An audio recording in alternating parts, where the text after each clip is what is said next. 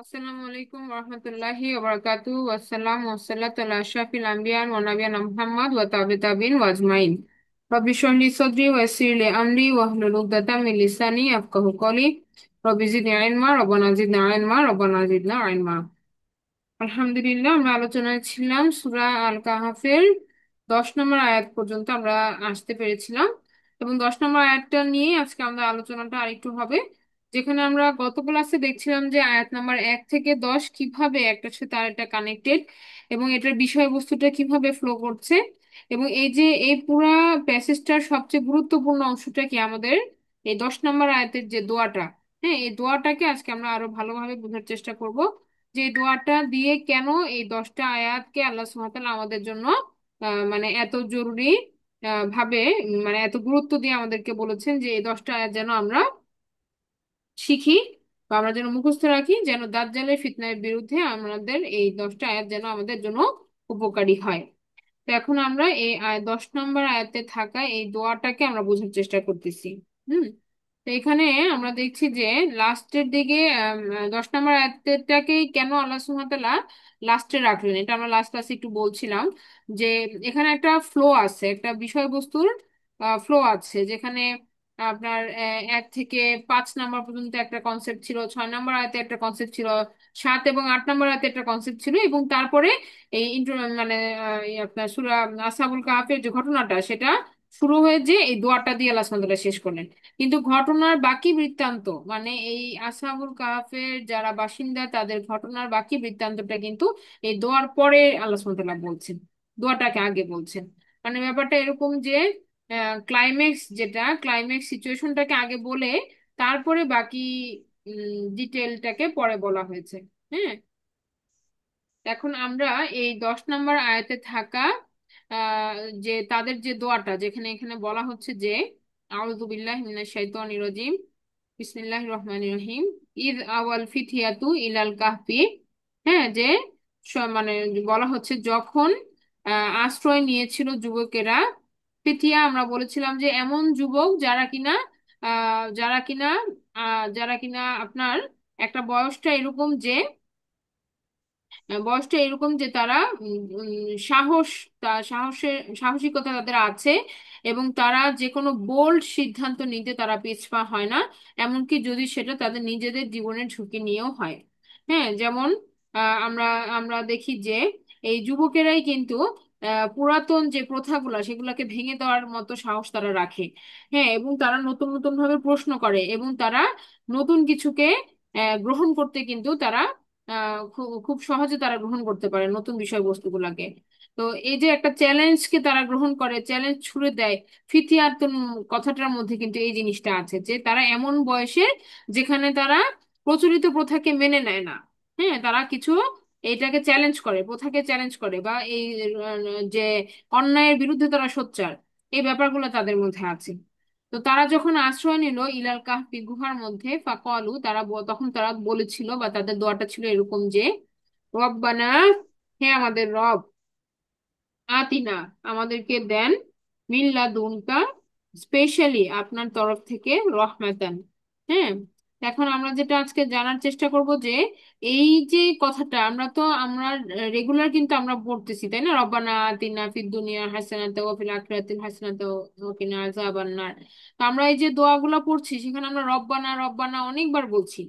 হ্যাঁ, তো কিন্তু আমরা কি বলছি আসলে? রব কথাটার অর্থ আমাদেরকে কিন্তু সুন্দরভাবে বুঝতে হবে। রব কথাটার অর্থ যদি আমরা সঠিকভাবে ধরতে না পারি, তাহলে কিন্তু কি আমরা কানেক্ট হতে পারবো না আল্লাহ সুবহানাহু ওয়া তাআলার সাথে।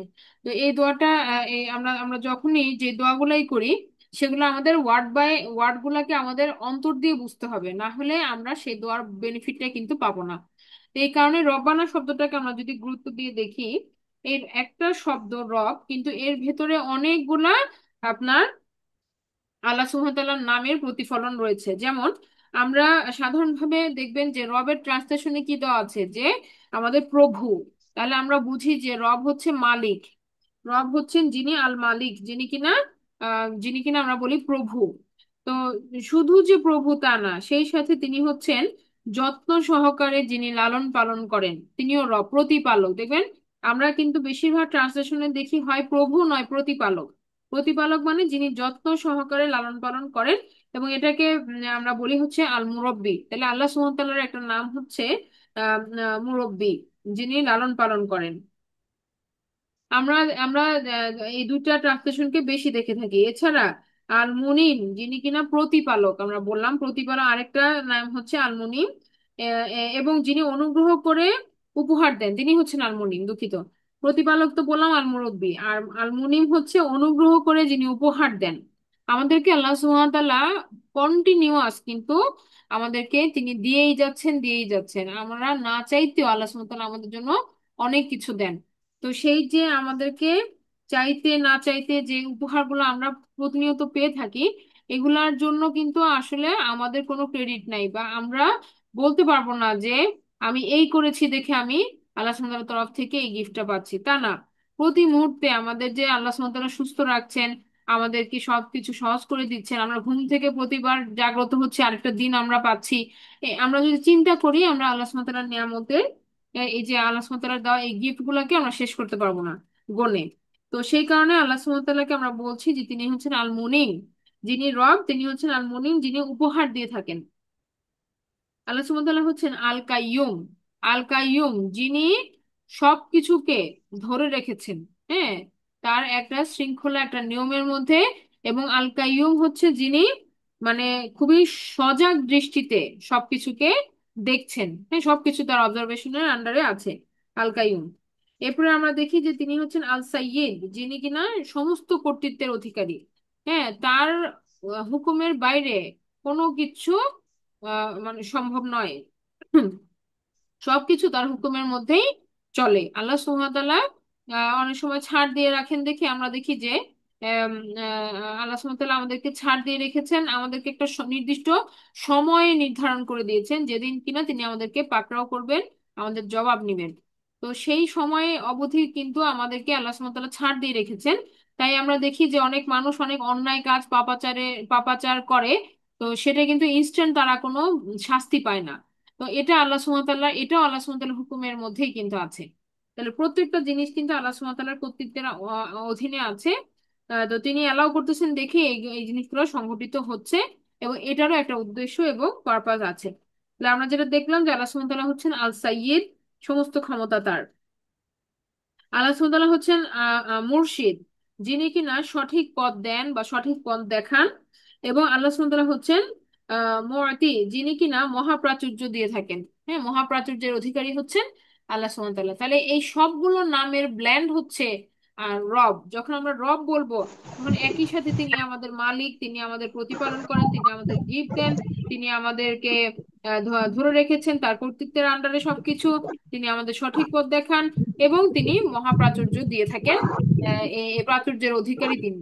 তো এই যে রবের যে ক্ষমতা, রবের যে গুণাবলী, এই সমস্ত বৈশিষ্ট্যে কিন্তু তিনি অনন্য। এটা আমাদের বুঝতে হবে যে রব যখন আমি ডাকবো আল্লাহ সুবহানাহু ওয়া তাআলাকে, তখন বুঝতে হবে যে তিনি শুধু আমাকে বানিয়েছেন এজন্য তিনি আমার প্রভু, তা না। তিনি আমাকে একই সাথে টেক কেয়ার করছেন, তিনি আমার যত্ন নিচ্ছেন। সমস্ত বৈশিষ্ট্যগুলা কিন্তু একই সাথে অ্যাপ্লিকেবল। আচ্ছা, এরপর আমরা আমরা দেখলাম যে তাহলে আমি অন্তর থেকে যখন এই অনুভূতিটা নিয়ে আমি যখন রবকে ডাকলাম, তারপর আমি বললাম যে আতিনা, আমাকে দেন, মিল্লাদুনকা। মিল্লাদুনকা এই কথাটা অ্যারাবিক ফ্রেজে খুবই মানে একটা গুরুত্বপূর্ণ একটা ফ্রেজ, যেখানে বলা হচ্ছে যে স্পেশালি আপনার তরফ থেকে, স্পেশাল একটা ভল্ট থেকে আল্লাহ সুবহানাহু ওয়া তাআলার স্পেশাল একটা ফদল কিন্তু এখানে চাওয়া হচ্ছে। তাহলে মিল্লাদুনকে কথাটা আহ আরো বিভিন্ন দোয়াতে আমরা পাই। এটা ব্যাপারটা এরকম যে আহ, মিন মিন কথাটা কখন আসে? হ্যাঁ, মিল লাদুনকা। তাহলে মিন কথাটা আসে হচ্ছে আপনার আহ, দুই ভাবে। তো এর মধ্যে একটা হইতে পারে যে যা কিছু এখানে চাওয়া হচ্ছে তার থেকে মানে একটা, এটা হইতে পারে। ব্যাপারটা এরকম যে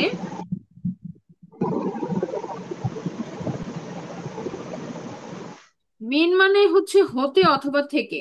একটা হতে পারে যে তারা সামগ্রিক যে বিপদে পড়েছিল, এই সামগ্রিক বিপদ থেকে তারা সমাধান চাচ্ছে, মানে তাদের সামনে যে আসন্ন বিপদ, এখান থেকে তারা যে সমাধান চাচ্ছে। অথবা তারা যে সিদ্ধান্তটা গ্রহণ করেছে যে রাজার হুকুমের বিপরীতে তারা রাজার হুকুমের বিপরীতে তারা কি করছে। আপনারা একটু কাইন্ডলি মাইক্রোফোনটা মিউট রাখেন, সবাই একটু কাইন্ডলি মাইক্রোফোনটা মিউট রাখবেন।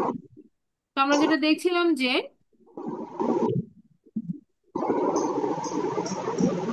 যেটা যেটা আমরা বলছিলাম যে তারা যে সিদ্ধান্তটা গ্রহণ করেছে, কি সিদ্ধান্ত গ্রহণ করেছে যে তারা আল্লাহর একত্ববাদেই বিশ্বাস রাখবে, এবং যে রাজা যে মূর্তি পূজা করতে বলছে বা আল্লাহ সুবহানাহু ওয়া তাআলার সাথে শিরক করতে বলছে এটা তারা মানবে না। এই যে তাদের এই সিদ্ধান্তে যে তারা অটল থাকবে, এই সিদ্ধান্তের কারণে তাদের উপরে যা কিছু বিপদ আপতিত হচ্ছে সেখান থেকে তারা সমাধান চাচ্ছে।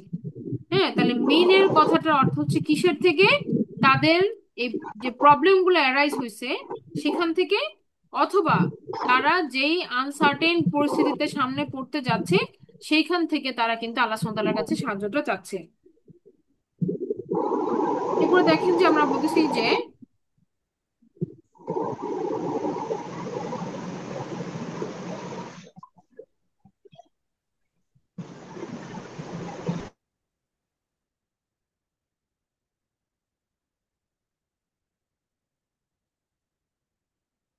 আমরা এরপরে বলছিলাম যে মিল্লাদুনকা রহমাতান, রহমাতান কথাটা আমরা বাংলায় যেটা বুঝি যে দয়া বা অনুগ্রহ, কিন্তু এটা শুধু দয়া অনুগ্রহ না, এখানে ভালোবাসা এবং যত্ন এই সবটাই আছে।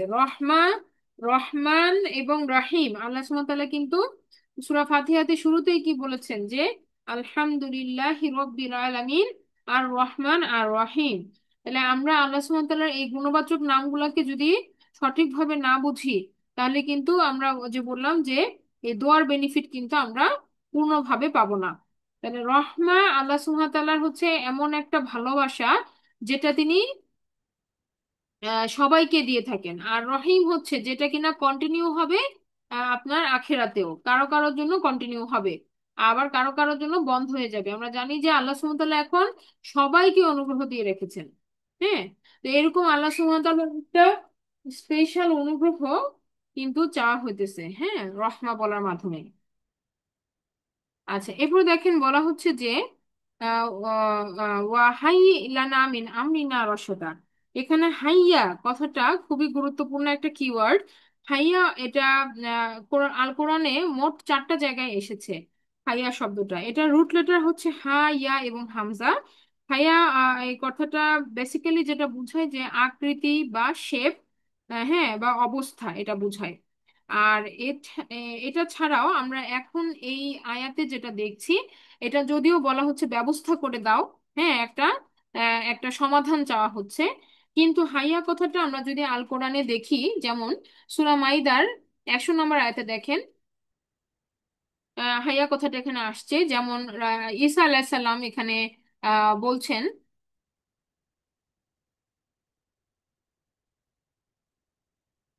যে, আচ্ছা আমি আয়াতটা সম্ভবত এখানে ইয়া করেছি, আহ, আমি চলে যাচ্ছি 3 নাম্বার সূরা আলী ইমরানের 49 নাম্বার আয়াতে। এই যে যেখানে ঈসা আলাইসাল্লাম কি করলেন, ঈসা আলাইসাল্লাম তার একটা অলৌকিকতার বর্ণনা দিচ্ছেন, যেখানে তিনি একটা পাখিকে অবয়ব দিয়েছিলেন এবং তারপরে সেখানে তিনি ফুৎকার দেন এবং তখন তা উড়ন্ত পাখিতে পরিণত হয়ে যায় আল্লাহর হুকুমে।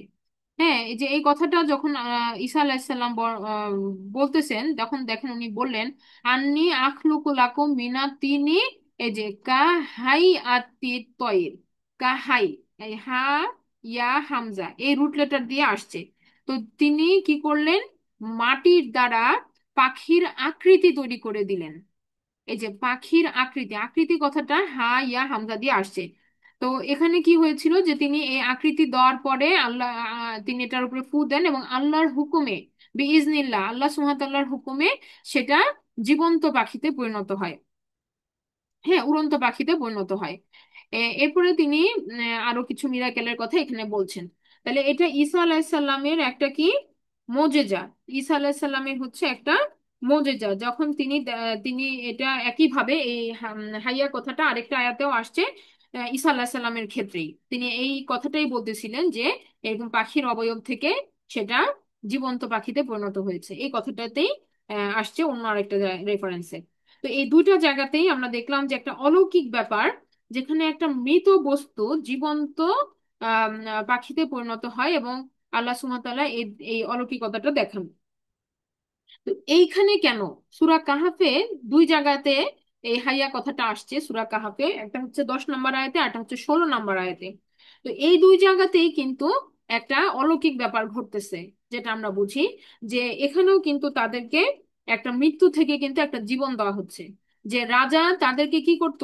তাদেরকে হত্যা করত, কারণ রাজার হুকুম তারা অমান্য করেছে এবং আল্লাহ সুবহানাহু ওয়া তাআলার একত্ববাদকে তারা ঘোষণা দিয়েছে। তো এই ঘোষণার কারণে তাদের উপরে কিন্তু একটা মৃত্যু আপতিত হইতো, হ্যাঁ, রাজার পানিশমেন্ট স্বরূপ। তো সেখান থেকে আল্লাহ সুবহানাহু ওয়া তাআলা তাদেরকে রেস্কিউ করেছে একটা মিরাকুলাস ওয়েতে, একটা অলৌকিক উপায়।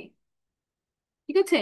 তো এই কারণে এই এই এই ঘটনাটার সাথে ঈসা আলাইহিস সালামের ঘটনাটার কিন্তু একটা মিল আছে।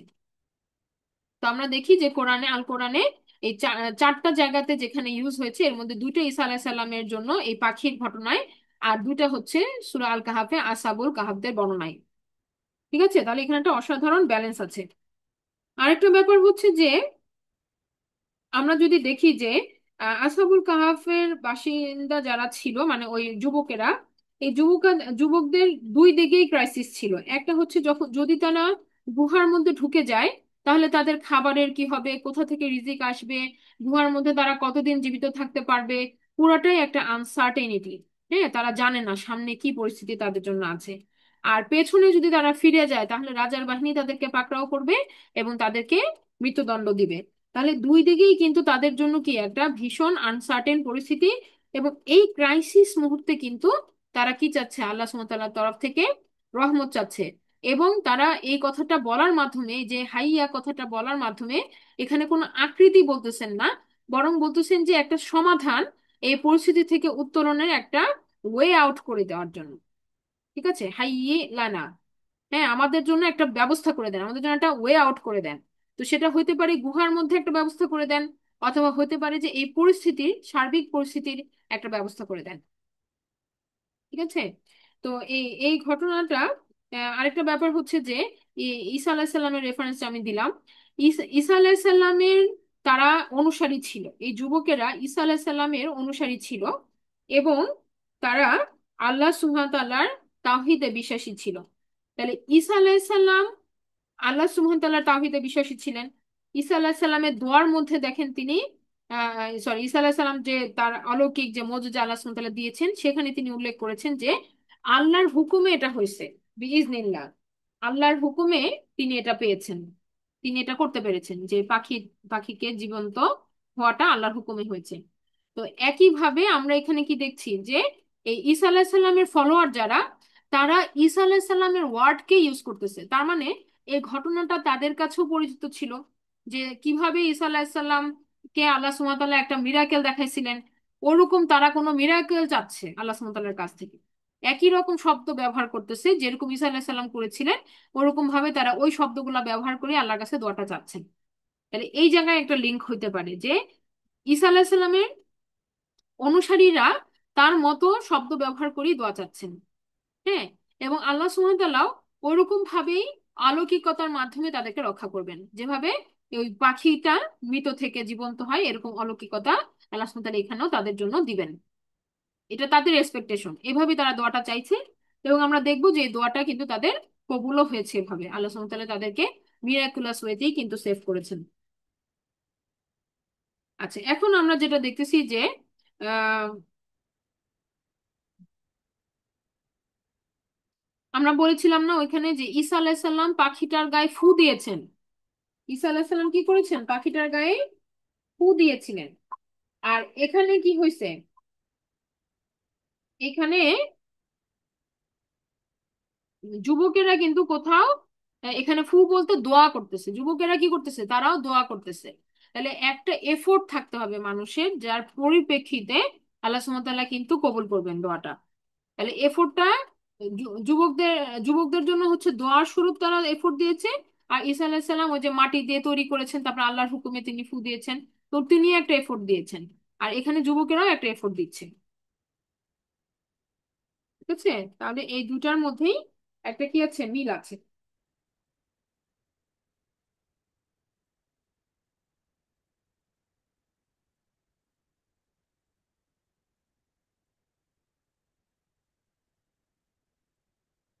আচ্ছা, এরপরে দেখেন বলা হচ্ছে যে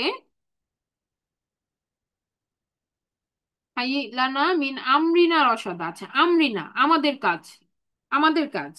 এই যে তারা বলল যে তাদের কাজটা আসলে কি, তারা যে সিদ্ধান্তটা নিয়েছে, এই সিদ্ধান্তের ফলে তাদের মানে কনসিকুয়েন্স আমরা যেটাকে বলি, যে ফলাফলগুলা যেন সহজ হয় তাদের জন্য।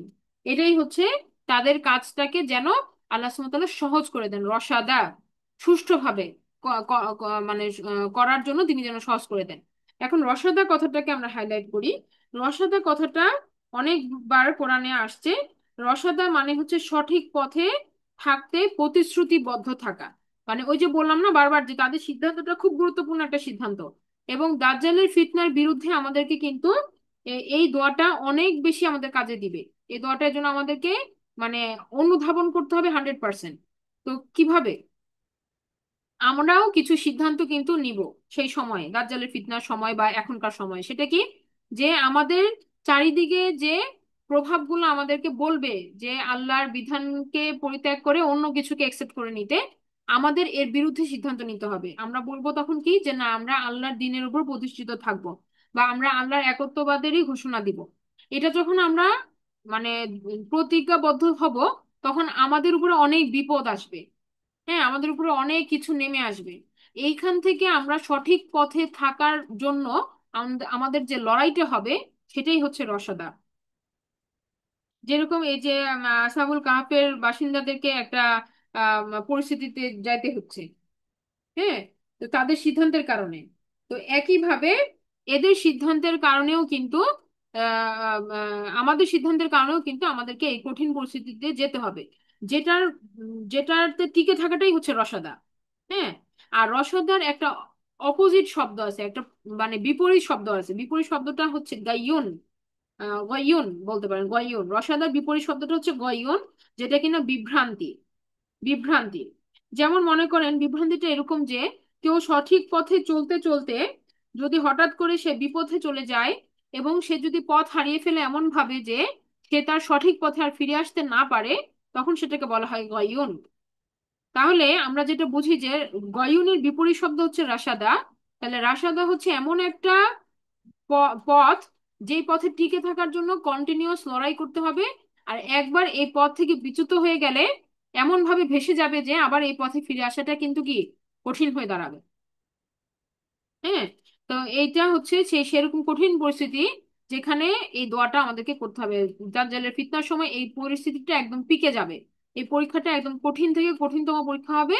তো তখনের জন্য আমাদেরকে প্রস্তুতিমূলক কিন্তু এই দোয়াগুলা এখনই বুঝতে হবে, যে আসলে আমরা কি চাচ্ছি আল্লাহ সুবহানাহু ওয়া তাআলার কাছে। আরেকটা ব্যাপার হচ্ছে যে রসাদা যেমন এখানে বলা হচ্ছে সুষ্ঠুভাবে, তো এরকম ভাবে আমরা তো হুদানো বলতে পারতাম, যে আল্লাহ আমাদের কাজটা আমাদেরকে গাইড করেন, আমাদের কাজের ব্যাপারে আমাদেরকে হেদায়েত দেন। তো সেটা কিন্তু বলে নাই। হেদায়েতের যেটা আমরা বুঝি যে পথ নির্দেশনা। আর হেদায়েতের অপোজিট যেটা, সেটা হচ্ছে দলালা। তো দলালা হচ্ছে ভুল দিক নির্দেশনা, আর হুদা হচ্ছে সঠিক দিক নির্দেশনা। কিন্তু এখানে কিন্তু বলা হচ্ছে কি, যে সঠিক পথে টিকে থাকার লড়াই, সেই লড়াইয়ে সাহায্য করা। হ্যাঁ। তো এটা এটা হচ্ছে ঘটনাটা। আরেকটা আমরা যে আরেকটু বিস্তারিত বলি, যে রুশদা, রুশ কথাটার অর্থ হচ্ছে যে একটা বড় সেন্সে বোঝায়, এখানে দুনিয়ার এবং আখিরাত যে কোনো পরিস্থিতি হইতে পারে। আর রসাদা যেটা, রসাদা হচ্ছে দিন বা আধ্যাত্মিক অথবা স্পেসিফিক। হ্যাঁ। রসাদা হচ্ছে শুধুমাত্র স্পেসিফিক একটা পার্টিকুলার, যেটা কিনা আপনার আখিরাত মুখী চিন্তা। রসাদা হচ্ছে আখিরাত মুখী একটা পরিস্থিতি। আর রুশ হচ্ছে দুনিয়া হইতে পারে, আখেরাতও হইতে পারে। তাহলে আমরা এভাবে চিন্তা করতে পারি যে রুশ হচ্ছে একটা মানে ব্যাপক একটা আইডিয়া, যে কোনো জায়গায় গাইডেন্স, দুনিয়াতেও গাইডেন্স, আখেরাতেও গাইডেন্স।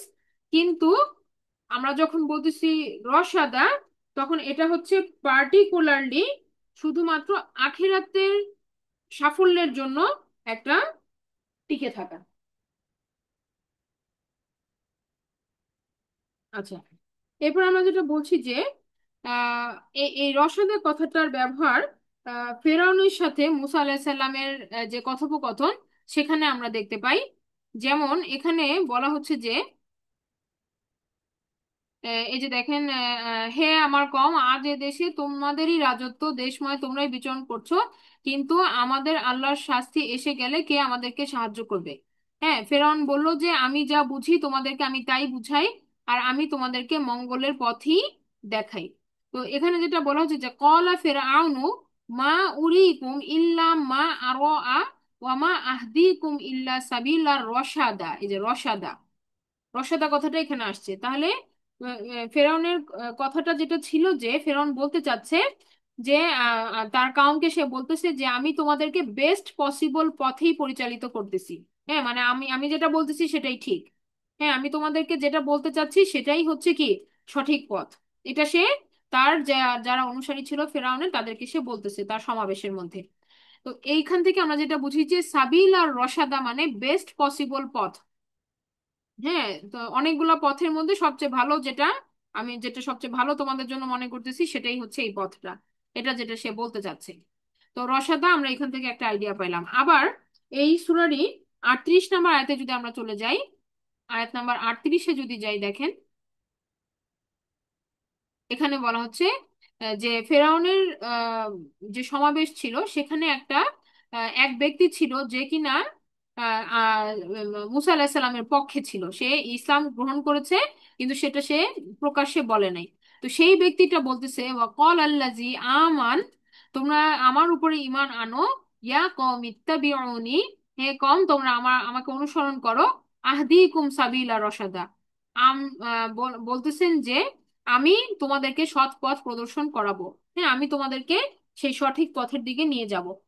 তাহলে আমরা এখান থেকে আরেকটু বুঝলাম যে রসাদা মানে বেস্ট পসিবল ওয়ে, বা সবচেয়ে মানে উপযুক্ত বা সঠিক যেই রাস্তাটা সেটা হচ্ছে রসাদা। আরেকটা ব্যাপার হচ্ছে, আমরা যদি দাজ্জালের ফিতনার এগেনস্ট এই কথাটাকে বোঝার চেষ্টা করি, ওই যে আমরা বলতেছিলাম না যে একটা আনসার্টেন পরিস্থিতি তৈরি হবে, একটা আনসার্টেন অজানা পরিস্থিতি তৈরি হবে যখন আমাদের সামনে কি হবে আমরা জানি না। যেমন গুহাবাসীরা জানে না তারা সামনে কতদিন টিকে থাকবে, হ্যাঁ, তাদের কি ব্যবস্থা হবে। এরকমই দাজ্জালের ফিতনার বিরুদ্ধে যখন আমরা একটা সিদ্ধান্ত নিব যে না আমরা এই কাজটা করব না, বা আমরা আল্লাহর পথে থাকব, তখন আমাদের একটা আনসার্টেন পরিস্থিতি ফেস করতে হবে। হয়তো এমন হবে যে আমাদের জব থাকবে না, আমাদের কোনো টাকা পয়সা থাকবে না, হয়তো আমাদের বাড়ি ঘর নাই হয়ে যাবে, আমরা জানি না কি হবে, আনসার্টেন একটা পরিস্থিতি হবে। তো ওই পরিস্থিতিতে যখন আমরা আল্লাহ সুবহানাহু ওয়া তাআলার কাছে সাহায্যটা চাইবো, সেটাই হচ্ছে কি রসদা। এখানে যে মুফাসসিরিনে কেরামদের মধ্যে একজন শারাউই, তিনি বলেছেন যে আমাদের পক্ষে এমন এক পথকে সহজ করুন যা সত্যের দিকে দৃঢ় এবং সুপ্রতিষ্ঠিত। হ্যাঁ, ব্যাপারটা এরকম যে অর্থটা তিনি ট্রান্সলেশনটা এভাবে করেছেন, আমাদের পক্ষে এমন এক পথকে সহজ করুন যা সত্যের দিকে দৃঢ়, সত্যের দিকে দৃঢ় এবং সুপ্রতিষ্ঠিত। হ্যাঁ, মানে মোর মোর আপনি বলতে পারেন যে বেস্ট, অথবা বেস্ট পসিবল, যেটা আমরা বারবার বলতেছি যে সবচেয়ে উত্তম যে পথটা, যেটা কিনা আপনার ওই যে প্রতিষ্ঠিত, হ্যাঁ, সুষ্ঠুভাবে যেটা আমাকে পথ দেখাবে সেটা। আচ্ছা, তাহলে আমরা এইখান থেকে যেটা আমরা এই পর্যন্ত যেটা বুঝতে পারলাম যে আমাদের এই দোয়াটাকে আমাদের বুঝে পড়তে হবে, কারণ আমাদের সিদ্ধান্তের কারণে আমাদের উপরে আপতিত যেই বিপদগুলা সেটাকে আমাদের মোকাবেলা করার জন্য অটল থাকতে হবে। আর এই দোয়াটা তখন আমাদেরকে কি, আমাদেরকে মানে যেভাবে গুহাবাসীদেরকে হেল্প করেছে সেভাবে আমাদেরকেও এই এই দোয়াটা আমাদেরকে উদ্ধার করবে, আমাদের জন্য পথ খুলে দিবে ইনশাল্লাহ। তো আরেকটা ব্যাপার যে দেখেন, গুহার এবং শহরের আমরা যদি একটা কম্পেয়ার করি যে এই গুহাটা ছিল সংকীর্ণ, তাই না? গুহাটা ছিল সংকীর্ণ, গুহাটা ছিল আমরা সংকীর্ণ, অথবা ধরেন মনে করেন যে শহরের তুলনায় সংকীর্ণ। আমি সংকীর্ণ বলতে বোঝাচ্ছি এরকম যে শহরের তুলনায় সংকীর্ণ।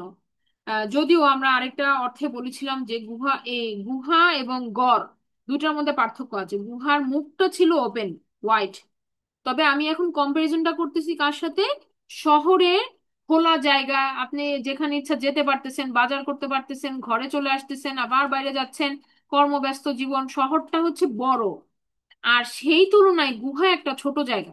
এটা আমি বুঝাতে চাচ্ছি যে শহরের তুলনায় গুহাটা একটা ছোট জায়গা, একটা সংকীর্ণ জায়গা। হ্যাঁ, কিন্তু শহরে কি আল্লাহর হুকুমের বা আল্লাহর বিধানকে কেউ মানতেছে না, তখন ওই পরিস্থিতিটা একজন মুমিনের জন্য কিন্তু কি কষ্টদায়ক একটা পরিস্থিতি। সে কোনো কাজ ঠিক মতো সে আল্লাহর হুকুম মেনে করতে পারছে না, বা সে যেভাবে চাচ্ছে পরিস্থিতি বা সমাজের কেউ সেটা মানতেছে না। হ্যাঁ, প্রতিকূল পরিবেশ সব জায়গায়। এটা হচ্ছে শহরের অবস্থা। অন্যদিকে গুহাটা সংকীর্ণ, কিন্তু ওই মুমিন ব্যক্তিরা গুহার মধ্যে স্বাচ্ছন্দ্য ফিল করতেছে, কারণ ওই অল্প জায়গার মধ্যে সে কি আল্লাহর একত্ববাদ সে মেনে সে তার মতো করে সময়টাকে সে কাটাতে পারতেছে। তাহলে আমাদের যে ঘটনাটা হবে দাজ্জালের পরিস্থিতি যখন এক্সট্রিমে যাবে, তখন এই আমাদের সারাউন্ডিংটা হয়ে যাবে কি মানে সারাউন্ডিংটা হয়ে যাবে প্রতিকূল পরিবেশ। হ্যাঁ, যেখানে সব জায়গায় আমরা দাজ্জালের ফিতনার প্রভাব দেখতে পাবো। আর আমাদের ঘর বা আমাদের মানে আমাদের ন্যারো ডাউন টু আমাদের ফ্যামিলিতে আমরা যদি চলে আসি, যে আমাদের ঘর কোনো হয়ে থাকা বা এক জায়গায় মুখ বুজে থাকা, এই পরিস্থিতিটাতে যদিও কষ্টদায়ক, কিন্তু এখানে আমরা স্বাচ্ছন্দ্য ফিল করবো। মুমিন যারা, তারা তখন মিশতে পারবে না, বা সোসাইটিতে তারা এক কোনায় পড়ে যাবে তারা। হ্যাঁ, কেন? কারণ তারা আল্লাহর সিদ্ধান্ত মানার কারণে অনেক কিছু তাদের হাতছাড়া হয়ে যাবে, বা তারা সমাজে ওভাবে মানায় চলতে পারবে না, কারণ সমাজের মানুষ হয়ে যাবে বিপরীতমুখী। আর যারা মুমিন তারা হয়ে যাবে কি আল্লাহমুখী। তো এই দুইটা কন্ট্রাডিকশনের ফলে তাদের একটা ভীষণ ক্লাইম্যাক্স বা একটা ভীষণ কঠিন একটা পরিস্থিতি সামনে আসতে যাচ্ছে, দাজ্জালের ফিতনা যখন এক্সট্রিম হবে তখন। তো এই পরিস্থিতিটাতে তখন মানুষের কি ওই গুহাটাকেই মনে হবে যেন যে এইটাই আমার জন্য বেস্ট, এবং এখানে সে কমফোর্টেবল ফিল করবে। তো এবং এবং বলা হয় যে এই এই আসহাবুল কাহাফের যে যুবকেরা ছিল, তারা আল্লাহ সুবহানাহু ওয়া তাআলার কাছে দোয়া চাইছিল এরকম যে যে তাদেরকে যেন একটা প্রোটেকশনের মাধ্যমে, একটা আবরণ দিয়ে আল্লাহ সুবহানাহু ওয়া তাআলা যেন একটা প্রোটেক্টিভ আবরণ দিয়ে আল্লাহ সুবহানাহু ওয়া তাআলা যেন ঢেকে দেন। তো যার ফলশ্রুতিতে আল্লাহ সুবহানাহু ওয়া তাআলা তাদেরকে কি করেছে, একটা ঘুমের আবরণ দিয়ে ঢেকে দিয়েছে, এবং 300 বছর পর্যন্ত ঘুম পাড়িয়ে রেখেছে, এই কারণে যে শহরের পরিস্থিতি যতদিন না তাদের অনুকূলে হয়, তারা ঘুমিয়ে থাকবে, প্রোটেকশনের মধ্যে থাকবে। তার মানে দেখেন একটা ব্যাপার, যে একটা দোয়া তারা করেছে যে আল্লাহ সুবহানাহু ওয়া তাআলা যেন তাদের কাজটাকে তাদের জন্য সহজ করে দেন। আর আল্লাহ সুবহানাহু ওয়া তাআলা তাদেরকে 300 বছরের ঘুমের মাধ্যমে কিন্তু এই এই দোয়াটাকে কবুল করছেন।